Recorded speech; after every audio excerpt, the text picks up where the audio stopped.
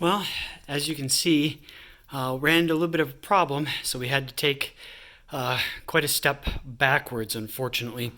Been trying to get it tuned and working on the tune a little bit, trying to get the short-term fuel trims and the O2 sensors and all that kind of stuff talking and get the right air-fuel ratio and everything. And was just having problems that the short-term fuel trims on the driver's side were trying to pull like 25-30% fuel out. However, it was only like, say 12 and a half, and it was commanding 14. So just 2 points low, which is maybe, 3, 4, 5%, not 30%. So something was going on there. It was kind of weird. Pulled the plugs on it, and they were pretty carbon fouled on both sides, actually. And was talking to battery tuning a little bit. And so he's like, well, just out of curiosity, do a compression test on it, which I'm thinking, okay, well, it should be good because, rings and everything are brand new, but give it a shot. And the entire driver's side was all relatively close to each other, but it was half what the passenger side was. So after talking with him, kind of came to the conclusion that the driver's side has got to be out of time. So not thinking it was a valve or anything like that, since the entire bank was all within 5 pounds of each other, so pretty close. I did try dropping some oil down one of this. Excuse me. I tried dropping some oil down on top of the piston on the driver's side.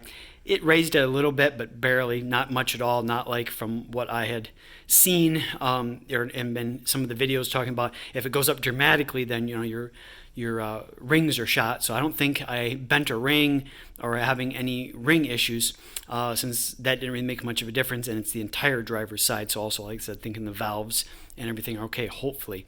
So thinking I had a heck of a time getting the chains on for this. The passenger side I did first, went on pretty smoothly. The driver's side, I just could not get it on. Every time I would get it on and then release the tension, the chain would be not equally slack on the top and the bottom, and then it would kind of pull and it would end up jumping one of the links. I thought I had it this last time when I put it together, but I must not have. It must have been off more than I thought, or it jumped on me and I didn't notice. But I spun it around afterwards, and I wasn't getting any interference, so I thought everything was fine. But obviously it is not. Ray at Badger Tuning said that he's seen one chain link. I was thinking it was only a couple degrees. He said he's seen it be as much as like 10 degrees. So that would probably explain, like I said, why the compression is half what it is on the passenger side. I'm thinking the exhaust valves are opening too soon on that and causing that problem. So I got everything, all the stuff I did, underneath with the exhaust and everything else. It would just be an unbelievable pain to have to pull the engine out. And so I'm trying to do this with it in the car. So we will see.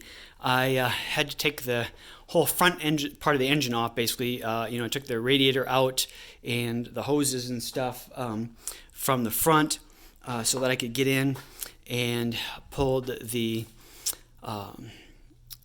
everything off the front. As you can see, I got the belts off and the balancer off, all that kind of stuff.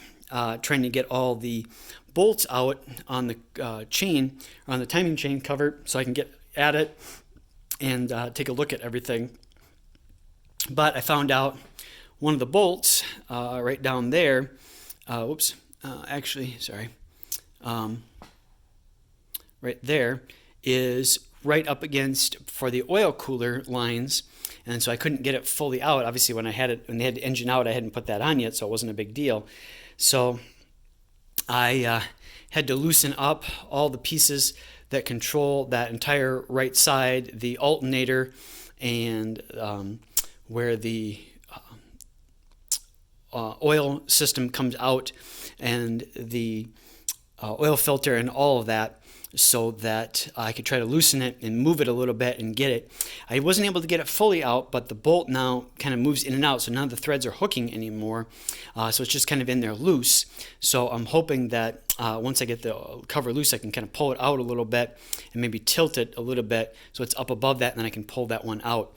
I also ran into, you can't see down here, but underneath there is 2 bolts on this side that actually have other things that go onto them, so they're kind of a bolt with a thread on the end of it. And unfortunately, because of that, when you go to screw down, they're actually hitting the electronic power steering module, and so they're not going to come out. So again, I'm hoping that I can slide this out a little bit and maybe lift it up just a little bit to get those out. Otherwise, I'm thinking my backup plan is to loosen the motor mounts a little bit and then lift the engine up. Just got to come up just a little bit, maybe 1/4 of an inch, and then hopefully I can get those couple bolts out. But so I got most of it done. I got to take the valve covers off. It's going to be a little bit tricky, but I think I can get those off without having to take the supercharger off, and then that'll expose the cams and the front part there, so I should be able to do that. So quite the deal. Been working on this all weekend. I finally figured out towards the beginning of the week that it was this, so just trying to figure out the best way to do this.